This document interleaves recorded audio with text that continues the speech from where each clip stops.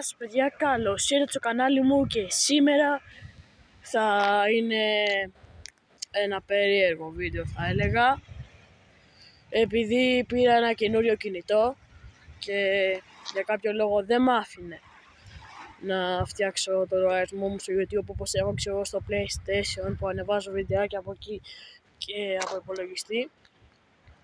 Οπότε έφτιαξα ένα καινούριο κανάλι.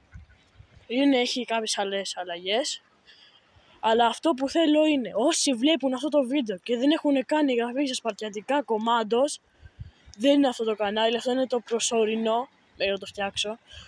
Να πάτε στο search να ψάξετε Σπαρτιατικά Commandos, θα έχει νομίζω 23-24 εγγραφές. Αυτό είναι το official κανάλι μου, ξέρω, το αρχικό.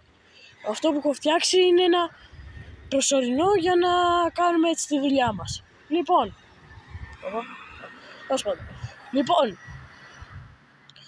θα ήθελα να κάνω μια μικρή ενημέρωση πως από εδώ και τώρα θα ανεβαίνουν βιντεάκια με κάμερα. Τι να πω, εγώ το ήθελα πάρα πολύ.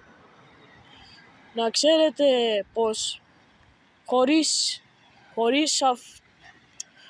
τη βοήθειά σας, θα το έλεγα έτσι. Χωρίς τη βοήθειά σας δεν θα μου βρισκόμουν εδώ. Οπότε πηγαίνετε υποστηρίξτε το κανονικό μου κανάλι Σπαρτιατικά Commandos και πηγαίνετε κάντε εγγραφή.